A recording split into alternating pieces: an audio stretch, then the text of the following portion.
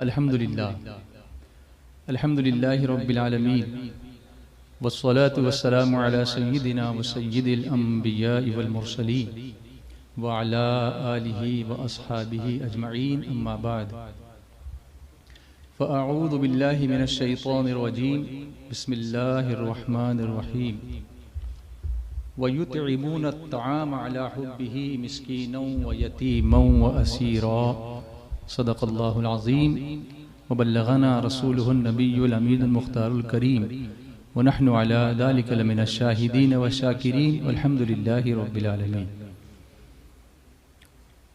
अस्सलातु वस्सलामु अलैका या रसूलल्लाह, अस्सलातु वस्सलामु अलैका या हबीबल्लाह, अस्सलातु वस्सलामु अलैका या नबियल्लाह व अला आलिका व अस्हाबिका या नूरल्लाह। मित्र हो, आज मी आपल्याशी मराठीतून बोलणार आहे।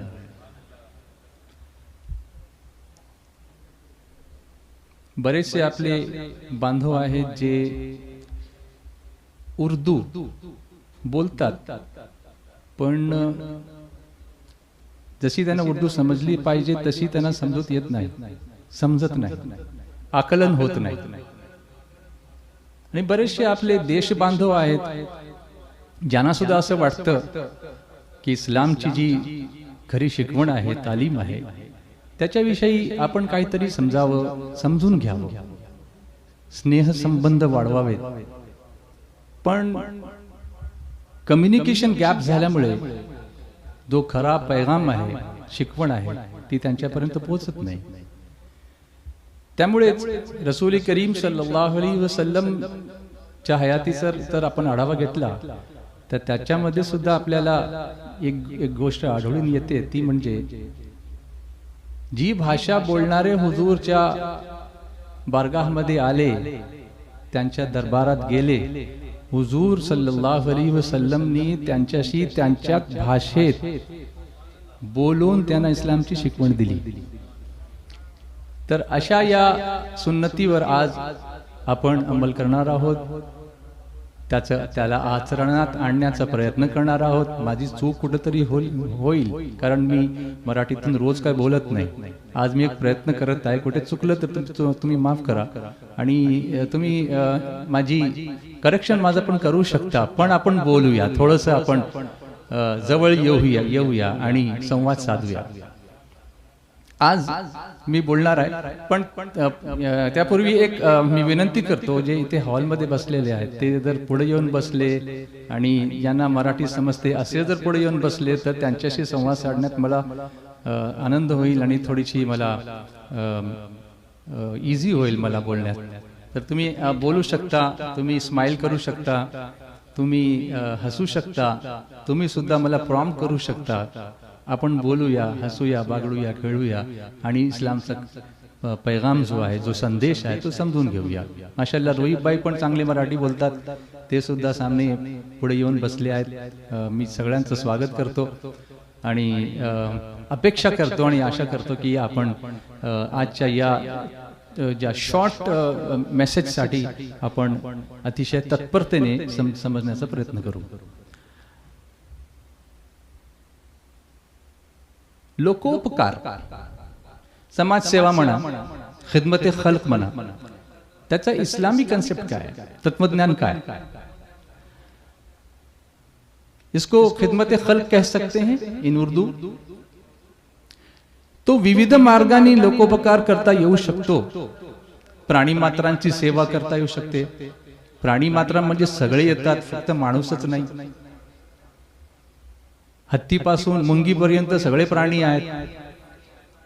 तर माणसांसोबत बंधुभाव, गरजूंच्या गरजा पूर्ण करणे, गरजा भागवणे, हे कार्य अतिशय महान आहे।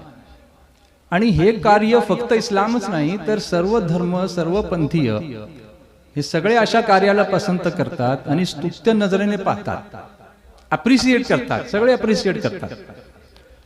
पण इस्लामच्या तत्वज्ञानाप्रमाणे हे जे लोककार्य आहे, हे जे लोकोपकार आहे किंवा समाजसेवा आहे, हे फक्त सामाजिक कार्य असं नाही आहे। तो मूळ मुद्दा आहे, जो फरक आहे, डिफरन्स जो आहे तत्वज्ञानातला जो फरक आहे तो मी आपल्या समोर ठेवू इच्छितो. फक्त समाजसेवा या कन्सेप्ट किंवा तत्वज्ञानापुरतं आमचा कन्सेप्ट मर्यादित नाही, तो खूप वास्ट आहे. कसा तर इस्लामने या सेवेला वर्शिप किंवा आराधनेचं रूप दिलेलं आहे. पूजा भाव ज्याला म्हणतात बघा, नमाज वर्शिप आहे, आराधना आहे एक अल्लाहची. रोजा ज्याला आपण उपवास म्हणतो मराठीत, ज्याच्याकडे दौलत असेल, प्रॉपर्टी असेल, संपत्ती असेल, तो जकात देणार आहे 2.5% पर इयर. ज्याच्याकडे त्याच्यापेक्षा खूप असेल, मक्क्याला जाऊ शकतो, हज करू शकतो, तर आयुष्यातून एकदा त्याला हज करण्याची त्याच्यावर कंपल्सरी केलेलं आहे. त्याच्यावर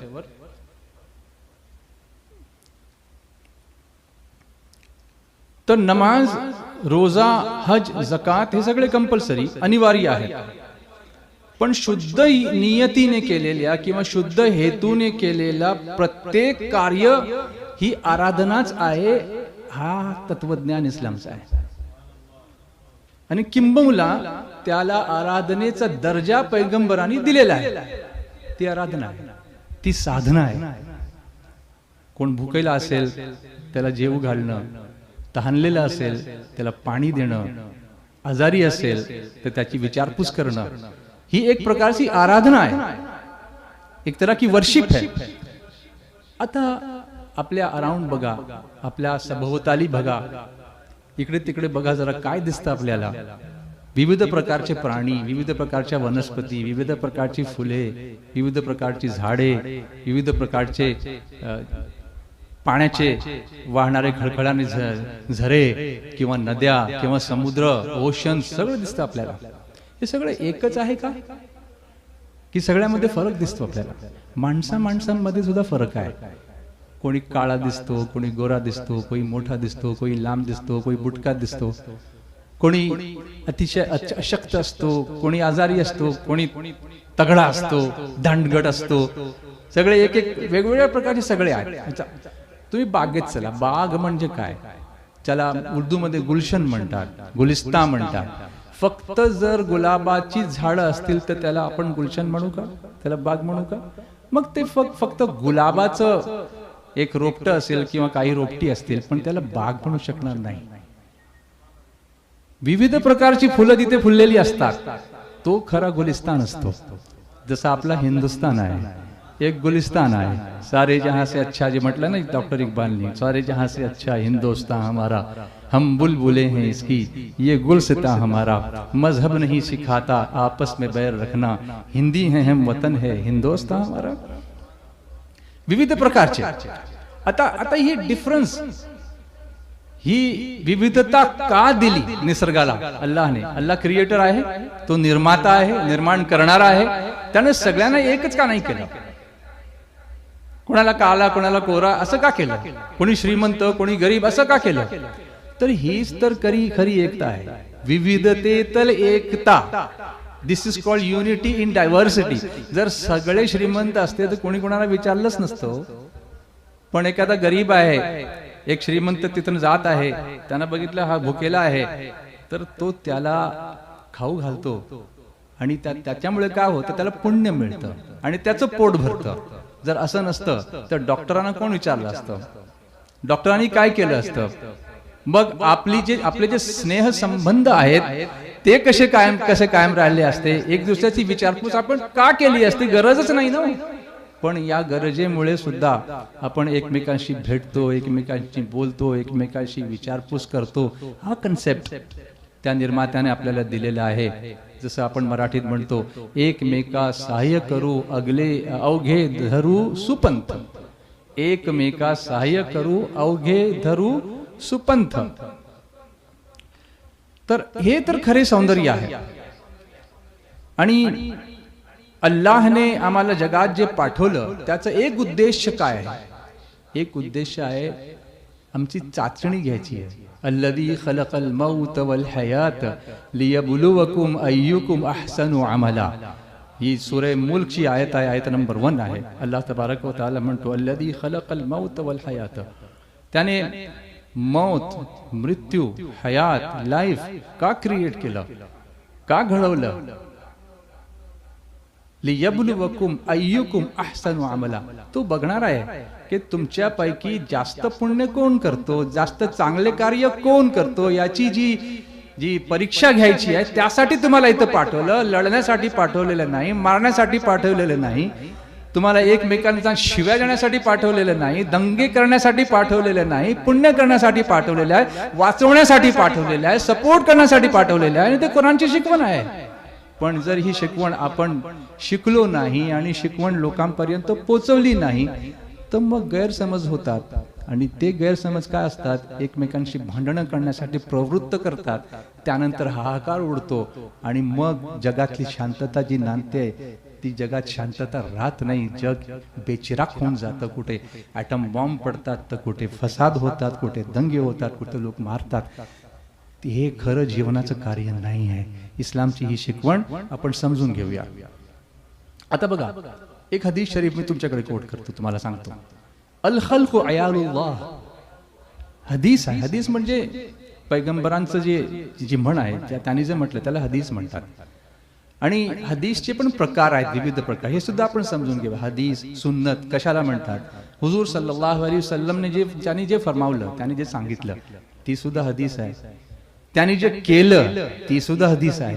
आणि त्यांच्या समोर कोणी काही केलं आणि हुजूरनी त्याला थांबवलं नाही, त्याला रोखलं नाही, ती सुद्धा हदीस आहे.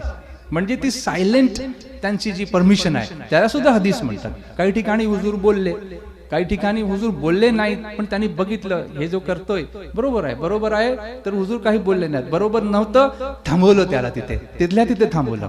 ही सगळे हदीसचे प्रकार आहेत. त्यातच एक अल खल्कु अयालुल्लाह. ही सृष्टी, अल खल्क, हे सगळं क्रिएशन, हे सगळं अल्लाहचं कुटुंब आहे. अल्लाहला कुटुंबाची हाजत नाहीये, त्याला गरज नाहीये. कारण आमची जी मान्यता आहे, कुल हुवल्लाहु अहद, तो एक आहे. त्याला शरीक, त्याला पार्टनर नाही आहे, त्याचा कोई पिता नाही, त्याला औलाद नाही, तो एक आहे, एकटा आहे. पण त्याचं जर कुटुंब असेल तर ते अल खल्क, ही संपूर्ण सृष्टी त्याचं कुटुंब आहे. आणि त्यांच्यापैकी अल्लाहला जास्त प्रिय कोण आहे त्यांच्यापैकी? कारण कुटुंबात काही माणसं प्रिय असतात, काही अप्रिय असतात. काहींना लोक जास्त पसंत करतात, काहींना पसंत करीत नाहीत. पण अल्लाहला कोण जास्त पसंत आहे? तर ते म्हणजे लोकांसाठी जास्त जो फायदेशीर असतो तो अल्लाहला जास्त प्रिय आहे. आणि इथं लोकांसाठी म्हटलंय, फक्त मुसलमानांसाठी नाही म्हटलं. हे लक्षात घ्या. लोकांसाठी, फॉर प्राणी मात्र, लोकांसाठी, लोगों के लिए, for the humans, the humanity, for the concept of humanity in Islam we try to understand in Marathi. आता याचे प्रकार काय आहेत? मी अतिशय संक्षिप्त आपलं हे भाषण ठेवणार आहे, कारण वेळेचं भान मला ठेवलं पाहिजे. मी स्वतः इथे कम्पेअरिंग करत आहे, त्यामुळे घड्याळ मला बघावं लागेल आणि पुढचा जो वक्ता आहे त्याच्यासाठी मला ही जागा खाली करावी लागणार आहे. पण मी जेवढं बोलू शकतो तेवढं बोलेन इन्शाअल्लाह. मग पुढे कधीतरी पुन्हा इन्शाअल्लाह जर मौका मिळाला तर आपण बघूया. आता हा संवाद आपण साधत राहूया मराठीतून इन्शाअल्लाह. कारण बरेचसे मराठी बोलणारे आमचे बांधव आहेत. मालेगाव पासून पुढे जळगावला गेलं, धुळ्याला गेलं, तिकडे पुढे औरंगाबाद, तिकडे सगळे मराठी बोलतात. मी इकडे गेलो होतो, जुन्नरला गेलो होतो किंवा नारायणगावला गेलो होतो, मराठीत बोललो होतो. त्यांनी तिथे मराठी बांधव पण आले होते. त्यांनी सुद्धा म्हटलं मराठीत मी नाथ शरीफ त्यांना ऐकवली. आज तुम्हाला ऐकवतो एक नवीन नाथ शरीफ इन्शाअल्लाह. बोलण्याच्या ओघात येईल ती इन्शाअल्लाह, मग नंतर बघूया. तर कसे आपण लोकोपकार कसं करू शकतो, खिदमत खल्क आपण कशा प्रकारे करू शकतो? विधवांची खिदमत करा. विधवा असतात, त्यांचं कोणी वाली नसतो, त्यांचं तुम्ही वाली बना. अनाथ असतात, अनाथ आश्रमच बनवले पाहिजेत असं नाही. त्यांच्या घरी जाऊन फक्त त्यांच्या डोक्यावर जर तुम्ही हात फिरलात ना, डोक्यावर जर केसांवर हात फिरवलात ना, तर हुजूर सल्लल्लाहु अलैहि वसल्लम आमचे पैगंबर ते म्हणतात, सर्वांचे पैगंबर आहेत ते म्हणतात, वमा अर्सलनाका इल्ला रहमतल लिल आलमीन. ते म्हणतात की तुम्ही जर एका अनाथाच्या डोक्यावर किंवा केसांवर तुम्ही हात फिरवलात तर त्याच्या डोक्यावर जितके केस आहेत, जेवढे केस आहेत, त्या केसांच्या प्रमाणात, नंबर ऑफ हेअर, तुम्हाला पुण्य मिळेल. बघा किती किती शिकवण, चांगली शिकवण दिलेली आहे. किती अफाट हे प्रेम आहे. कशासाठी? मानवतेसाठी, अनाथांसाठी. वो नबियों में रहमत लक़ब पाने वाला, मुरादें गरीबों की बरलाने वाला, उतर कर हिरा से सोए कौम आया और एक नुस्खे कीमिया साथ लाया. प्रवासी असतात.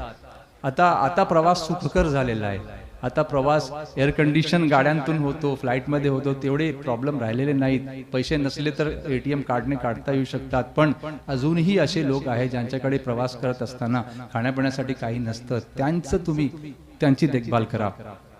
फकीर असतात, मिस्कीन असतात, यांच्याबद्दल सहानुभूती आपल्याला असली पाहिजे. दिव्यांग असतात. दिव्यांग म्हणजे ज्यांचे अंग कुठेतरी त्यांच्यामध्ये डिफेक्ट असतं, बोलू शकत नाहीत, चालू शकत नाहीत, हात छोटा असतो त्यांचा, कानाने ऐकू येत नाही, त्यांना बोलू शकत नाहीत, असे असतात. त्रासलेले असतात. मुसीबत जदा, नैसर्गिक आपत्ती आली, पूर आला किंवा जलजला त्याला म्हटलं, अर्थक्वेक आला तर सगळं संपून गेलं, त्यांच्याकडे काहीच नसतं. तर आता या लोकांची विचारपूस करणारा म्हणजे आता जी हदीस शरीफ मी कोट केली, जो लोकांसाठी जास्त फायदेशीर असतो तोच अल्लाहला जास्त प्रिय असतो. याच्याबद्दलच बोलूया. काय म्हणतात हुजूर सल्लल्लाहु अलैहि वसल्लम, मेरे नजदीक किसी मुसलमान भाई की जरूरत पूरी करने की कोशिश 1 महीना मस्जिद में एतिकाफ बैठने से ज्यादा पसंदीदा है. आता प्रत्येकाची इच्छा असते अल्लाहच्या घरामध्ये जावं, मशिदीमध्ये जावं, तिथे बसावं, उपासना करावी, आराधना करावी, तस्बीह घेऊन बसावं, नमाज पठण करावं, कुराण पठण करावं. किती छान वाटतं ना. प्रसन्न वातावरणात सुगंध दरवळत असतो. सुगंध तो ऊदचा पण असतो, अगरबत्तीचा पण असतो, पण त्या कलामचा पण सुगंध आपल्या हृदयात जाऊन सौंदर्य निर्माण करत असतो. पण हुजूर सल्लल्लाहु अलैहि वसल्लम म्हणतात की अशा सौंदर्यापेक्षा सुद्धा मला जास्त पसंत जे कार्य आहे ते की जर तुम्ही तिथे आत मशिदीमध्ये बसलेले आहात आणि कोणी बाहेर आहे ज्याला तुमची गरज आहे, तुम्ही ते सोडून बाहेर या आणि त्याची गरज भागवा. ती गरज जर तुम्ही भागवलीत तर मशिदीमध्ये 1 महिना बसण्यापेक्षा मला जास्त ते कार्य प्रिय होईल. अल्लाहू अकबर. किती ही शिकवण रसूल करीम सल्लल्लाहु अलैहि वसल्लमने आम्हाला दिली. अच्छा, आपले जे स्नेह संबंध असतात कुठे कुठे त्याला तडे जातात. एखादा शब्द तुम्ही कुणाबद्दल वापरलात, तुम्हाला त्याची कल्पना येत नाही, पण त्याच्या हृदयाचे तुकडे होतात आणि ते तुकडे मग जसा आरसा क्रॅक झाला ना तर त्याला तर तुम्ही मग कधीही ते सांधे जुळवू शकत नाहीत. तिथे सांधे जुळतात पण तिथे ती रेग राहते. तशीच लोकांच्या मनात तुमच्या त्या शब्दाची रेग राहते आणि मग ती त्याला जन्मभर सलत राहते. पण त्यासाठी काय करावं लागेल तर हुजूर सल्लल्लाहु अलैहि वसल्लमनी जी शिकवण आम्हाला दिली, हुजूर सल्लल्लाहु अलैहि वसल्लम म्हणतात राग आला ना, राग तर जसं तुम्ही सरबत पिता ना तसं त्याला पिऊन जा. रागाला बाहेर उलटी करून काढू नका, कारण जो माणूस उलटी करतो तो घाणच करतो ना. राग एक घाणेप्रमाणे आहे. पण सरबत जोपर्यंत तुम्हाला तुमच्या तोंडात सरबत आहे त्याला बाहेर काढू नका, त्याला आत जाऊ द्या. आत गेला की त्याला तुम्हाला तो शक्ती देईल. गुस्सा, अँगर, राग हे जर तुम्ही गिळलात ना तर तुम्हाला शक्ती येईल. बाहेर काढला तर तुम्ही कमकुवत व्हाल. तुम्ही पण कमकुवत झालात आणि तुमच्या समोर जो आहे ज्याला ते शब्द लागले त्याच्या हृदयाचे तुकडे झाले तो पण कमकुवत होणार. पण तुम्ही जर ते गिळलात ना तर तुम्हाला शक्ती येईल. आणि त्याच्याही पुढे जाऊन हुजूर सल्लल्लाहु अलैहि वसल्लम म्हणतात की ज्याने आपला राग गिळला, अल्लाह सुब्हानहू व तआला त्याचे जे काही प्रॉब्लेम असतील, त्याला काहीतरी कुठेतरी अडचण असेल, ती अडचण अल्लाह दूर करतो. कारण त्याने आपला राग व्यक्त केला नाही, तो राग त्याने गिळून अल्लाह करे आपली जी लव असते ती अल्लाहकडे लावली तर अल्लाह सुब्हानहू व तआला त्याची अडचण दूर करेल. फक्त अडचणच दूर होणार नाही तर अल्लाह ताला त्याचं हृदय असं समावून टाकेल की on the day of judgment, कयामतच्या दिवशी, ज्या दिवशी आम्हाला अल्लाहच्या पुढे हजर व्हायचे आहे, त्या दिवशी अल्लाह तबारक व तआला त्याच्याशी राजी होईल. अल्लाह त्याच्याशी राजी होईल. का? त्याने राग गिळला होता. इथे तुम्ही आपला राग गिळलात, अल्लाहचा गजब तुमच्यावर होणार नाही. ही शिकवण अल खल्क अयालुल्लाह असं म्हणताना आपल्या लक्षात येते. पुढे जाऊया. एकदा असं झालं, हुजूर सल्लल्लाहु अलैहि वसल्लम आणि सहाबा किराम, सहाबा म्हणजे हुजूरचे कंपॅनियन, म्हणजे हुजूर सल्लल्लाहु अलैहि वसल्लमला ज्यांनी इमानच्या स्थितीत पाहिलं आणि हुजूर सल्लल्लाहु अलैहि वसल्लम च्या हातावर इमान कबूल केलं आणि त्यानंतर इमानच्या स्थितीतच त्यांचं निधन झालं, अशांना सहाबी म्हणतात. कारण त्यांना सोबत मिळाली, त्यांना जवळीक मिळाली. हुजूर सल्लल्लाहु अलैहि वसल्लमच्या जवळ ते बसले. त्यांनी हुजूर सल्लल्लाहु अलैहि वसल्लमना प्रत्यक्ष आपल्या डोळ्यांनी बघितलं, त्यांनी पाहिलं, निरखलं. तर असे बसले होते सहाबा किराम. हुजूर सल्लल्लाहु अलैहि वसल्लम काही प्रश्न विचारतात. काय महफिल असेल ना ती. सुभानअल्लाह सुभानअल्लाह.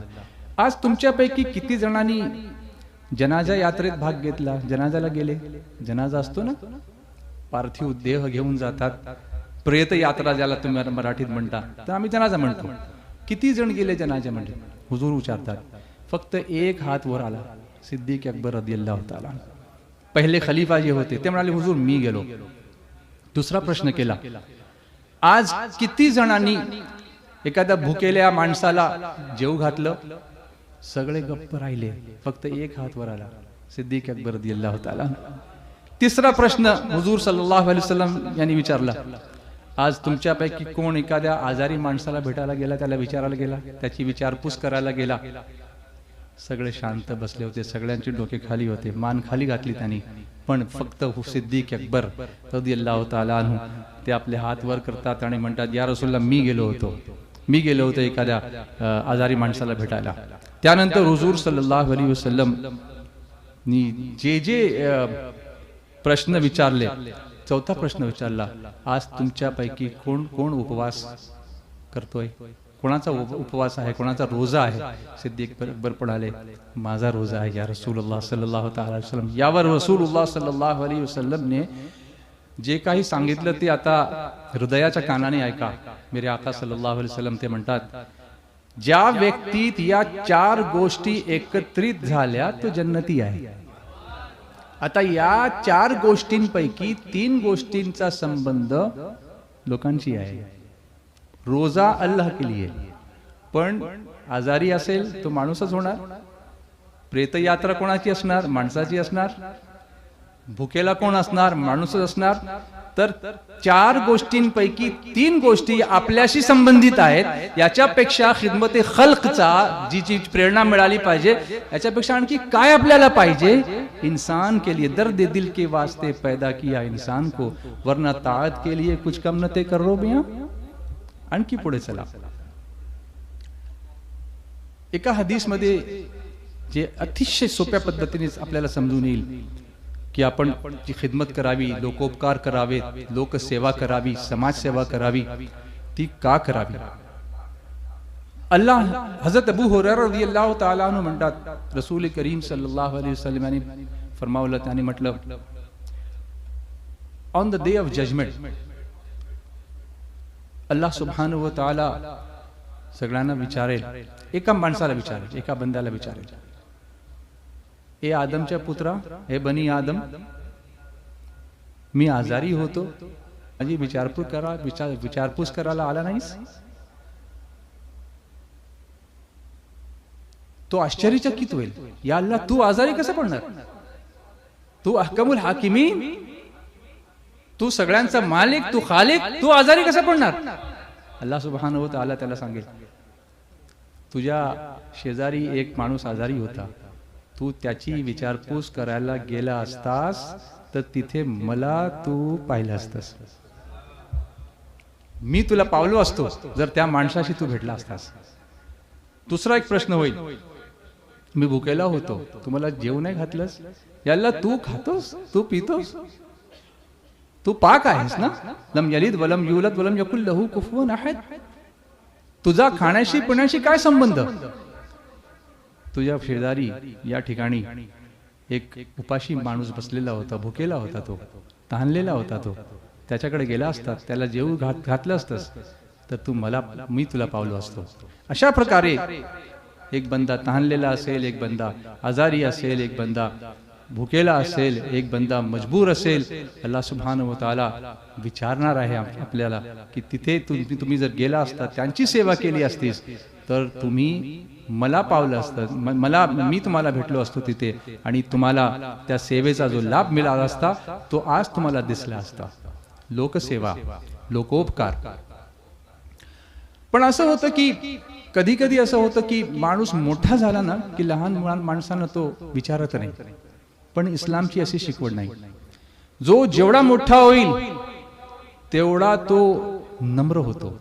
हुजूर सल्लल्लाहु अलैहि वसल्लमचं बघा, फतह मक्का जेव्हा झाली, ज्यावेळी ज्या लोकांनी त्यांना सतावलं होतं, ज्या लोकांनी त्यांच्याशी प्रतारणा केली होती, ते सगळे असे हात बांधून उभे होते. तुम्ही हिस्ट्री वाचा, तुम्ही इतिहास वाचा, तुम्हाला कल्पना येईल त्यावेळेला हुजूर सल्लल्लाहु अलैहि वसल्लमने काय म्हटलं होतं हे जरा वाचून बघा. ते कसे रहमतुल्लिल आलमीन होते याची स्टडी करा. हुजूर सल्लल्लाहु अलैहि वसल्लमचे सामने सगळे हात बांधून खडे होते, त्यांच्या समोर उभे होते, आणि हुजूर अली सलात व तस्लीमनी पैगंबरांनी त्यांना विचारलं, तुम्हीच होतात ना, तुम्ही मला दगड मारले होते, तुम्ही मला धमकी दिली होती, तुम्ही मला ठार मारण्याचे मनसुबे रचले होते, आता तुम्ही काय, तुमच्याशी मी काय करू? आता मी आज हाकीम आहे, आज मी फातेह बनून इथे आलेलो आहे, विजेता म्हणून मी मक्क्यात परत आलेलो आहे. या मक्क्यातून तुम्ही मला तिकडे जाण्यासाठी तुम्ही प्रवृत्त केलं ना, तुम्हीच होतात ना ते. त्यावेळेस त्याने सांगितलं, ओ मुहम्मद सल्लल्लाहु अलैहि वसल्लम, तुमच्याकडून आम्हाला फक्त कृपेचीच अपेक्षा आहे, त्यापेक्षा आम्ही काय करताना बघितलेलंच नाहीये. तुम्ही नेहमी कृपा करता, तुमच्याशी जो जास्त वाईट वागतो तुम्ही त्याच्याही पेक्षा जास्त चांगले वागता. तर त्यावेळी हुजूर सल्लल्लाहु अलैहि वसल्लमने सांगितलं होतं की हो, मी तुमच्याशी बदला घेणार नाही, तुम्हाला सगळ्यांना मी माफ करून टाकला. जो जेवढा जास्त अल्लाहच्या बारगाहमध्ये उंच मकामावर असतो तेवढाच तो नम्र असतो, हे दाखवून दिलं होतं हुजूर सल्लल्लाहु अलैहि वसल्लम. आणि तेच त्यांनी घडवलं होतं, तसेच त्यांनी घडवले होते आपले कंपॅनियन्स, आपले सहाबा, आपले साथी. त्यांच्यापैकी जे पहिले सिद्दीक अकबर रदियल्लाहु ताला, सय्यदना अबू बकर सिद्दीक रदियल्लाहु ताला, जेव्हा ते खलिफा नाही होते, हुजूर सल्लल्लाहु अलैहि वसल्लम अजून या जगात होते, त्यावेळेला सिद्दीक अकबर लोकसेवा करायचे, समाजसेवा करायचे. आणि किती कोणत्या थराला जाऊन, तर त्यांच्या मोहल्ल्यात जे गरीब लोक होते, त्यांच्या ज्या बकऱ्या होत्या, त्यांच्याकडे बकरी असेल किंवा दुसरे जनावर असतील, प्राणी असतील, तर हे जाऊन त्यांच्या बकरीचं दूध काढून देत. Can you imagine a person of the caliber of Sayyidina Siddiq Akbar radiyallahu ta'ala anhu milking the animals for the poor people of Madina Munawwara? But जेव्हा ते खलिफा झाले, आता खलिफा म्हणजे राजा असतो ना, तर त्या लहान लहान मुली आल्या, आता तर तुम्ही खलिफा झालात, आता आमच्या बकरींचं काय होणार? ते म्हणाले, खलिफा झाल्यानंतर सुद्धा मला तुमच्या बकरीचं दूध काढण्यापासून कोणीही रोखू शकत नाही. मी जसं जी सेवा जी पूर्वी करत होतो, आता ही ती सेवा मी पुन्हा तुमच्यासाठी करतच राहणार आहे. अल खल्क़ु अयालुल्लाह, ये पूरी कायनात जो है ना, ये पूरी खल्क जो है अल्लाह का कुंभ आहे, अल्लाहचं कुटुंब आहे. त्याची सेवा करणे म्हणजे एक आराधना आहे. हे प्रॅक्टिकली प्रत्यक्ष कृतीतून त्यांनी करून आपल्याला दाखवलं, फक्त भाषण त्यांनी दिली नाहीत. आणि ते जर आता आपण जर प्रत्यक्षात आणलं तर ही कटुतेची भावना कमी व्हायला वेळ लागणार नाही, आपण ते करू शकतो. आणि त्यासाठी सुन्नी दावत इस्लामीचं जे प्लॅटफॉर्म आहे, या प्लॅटफॉर्म मार्गे आम्ही बरेचसे कार्य करत आहोत. एज्युकेशन बघा, शिक्षण बघा, हेल्थ बघा, सोशल सर्व्हिस बघा, किंवा ही दावत व तबलीग बघा, विविध मार्गाने आम्ही लोकांशी संवाद साधण्याचा प्रयत्न करत आहोत. आणि आमची ही जाणीवपूर्वक हे प्रयत्न का आहेत, आपल्या देशात शांतता नांदावी, इथं आपण गुण्या गोविंदाने राहावं, एकमेकांशी सहकार्य करावं, एकमेकांची मदत करावी, आणि एकमेकांशी सहकार्य करून एकमेका सहाय्य करू, अवघे धरू सुपंथ, कुपंथ नव्हे, अवघे धरू सुपंथ असं म्हणावं. कुरान पाकची एक आयत शेवटी मी कोट करतो आणि आपली ही स्पीच संपवतो. वयुतइमून अत्ताम अला हुब्बिही मिस्कीनन व यतीमन व असीरा. आणि जे अल्लाहच्या प्रेमात जेवू घालतात, मिस्कीनला, यतीमला किंवा अनाथला आणि कैद्यांना. इन्नमा नुतइमुकुम लिवजहिल्लाह ला नुरीदु मिनकुम जज़ाअन वला शुकुरा.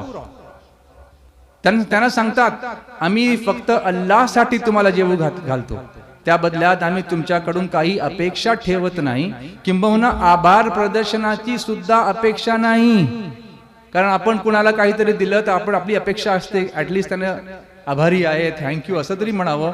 पण कसे किती मोठे लोक आहेत, ते म्हणतात हजरत अलीच्या घरात असं झालं होतं. हजरत इमाम हसन इमाम हुसेन आजारी होते, त्यांनी मन्नत मानली की हे जर चांगले झाले, हे बरे झाले तर आम्ही 3 उपवास करू, 3 रोजे ठेवू.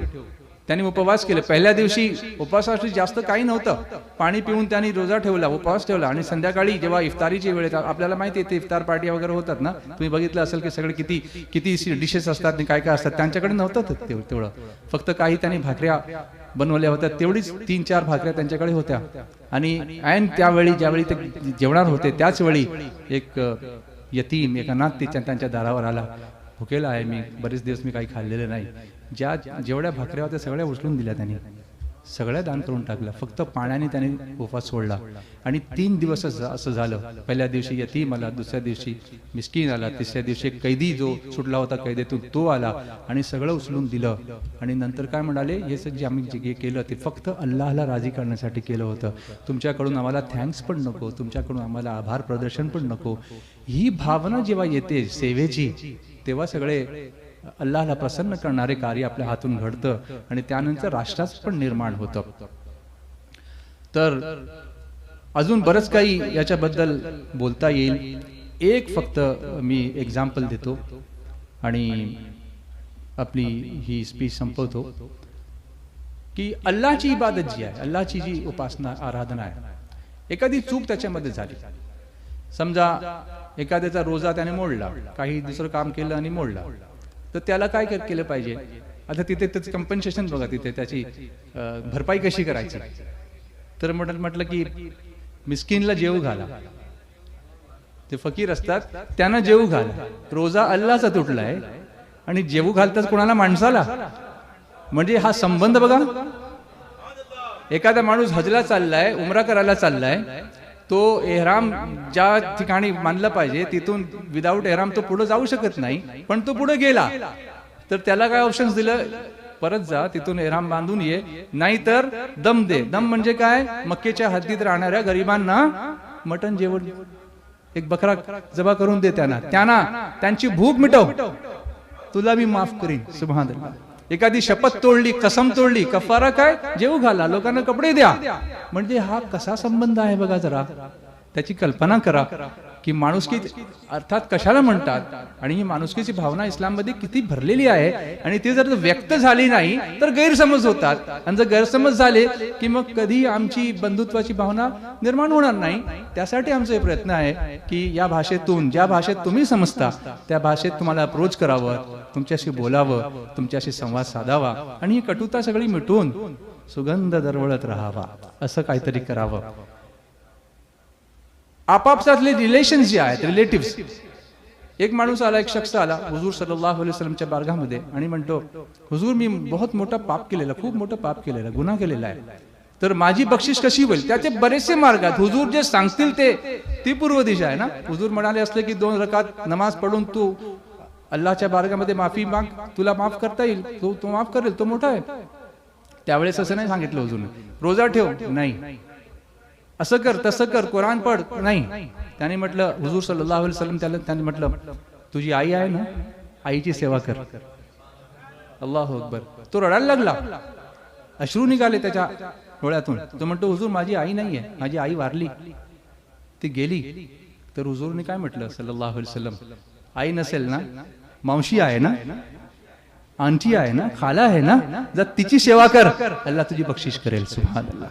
कशी बंधुत्वाची भावना है. अल्लाह सुब्हानहू व तआला हम सबको ये तौफीक अता फरमाए कि हम रसूल करीम सल्लल्लाहु अलैहि वसल्लम की सच्ची तालीमात पर अमल करें और सरकार दो आलम सल्लल्लाहु अलैहि वसल्लम की दर्स इंसानियत तक लोगों को पहुंचाने की कोशिश करें. आखिर में 2 अशार सुना देता हूँ, मराठी में सुन लीजिए. सल्लल्लाहु अलैहि या रसूल अल्लाह वसल्लम अलैका या हबीबल्लाह सल्लल्लाहु अलैका या रसूलल्लाह वसल्लम अलैका या हबीबल्लाह सल्लल्लाहु अला मुहम्मद सल्लल्लाहु अलैहि वसल्लम सल्लल्लाहु अला मुहम्मद सल्लल्लाहु अलैहि वसल्लम सल्लल्लाहु अला मुहम्मद सल्लल्लाहु अलैहि वसल्लम उजाड़ वैराण वाड़ वंटी खड़ाड़ नारा जरा मुहम्मद जगातल्या दीन दुखितांचा अखेरचा आसरा मुहम्मद सल्लल्लाहु अला मुहम्मद सल्लल्लाहु अलैहि वसल्लम सल्लल्लाहु अला मुहम्मद सल्लल्लाहु अलैहि वसल्लम आताच डोळे पुसून झाले या रसूलल्लाह आताच डोळे पुसून झाले आताच मी लागलो हसाया आताच हा भेटला जीवाचा सखा मला आसरा मुहम्मद सल्लल्लाहु अला मुहम्मद सल्लल्लाहु अलैहि वसल्लम सल्लल्लाहु अला मुहम्मद सल्लल्लाहु अलैहि वसल्लम खरेच तू चंद्र अमृताचा या रसूलल्लाह खरेच तू चंद्र अमृताचा खरेच तू सूर्य जीवनाचा दिशा दिशांना प्रकाशणारा दिसे तुझा चेहरा मुहम्मद सल्लल्लाहु अला मुहम्मद सल्लल्लाहु अलैहि वसल्लम तुझ्या घराची तऱ्हाच न्यारी या रसूलल्लाह तुझ्या घराची तऱ्हाच न्यारी समान श्रीमंत वा भिकारी तुझ्या घरी दे आता मलाही लहान सा कोपरा मुहम्मद सल्लल्लाहु अला मुहम्मद सल्लल्लाहु अलैहि वसल्लम भले बुरे पाहिले किती मी या रसूलल्लाह भले बुरे पाहिले किती मी किती खरे अन कितीक खोटे भल्यात माझा भला मुहम्मद भल्यात माझा भला मुहम्मद खऱ्यात माझा खरा मुहम्मद सल्लल्लाहु अला मुहम्मद सल्लल्लाहु अलैहि वसल्लम सल्लल्लाहु अला मुहम्मद सल्लल्लाहु अलैहि वसल्लम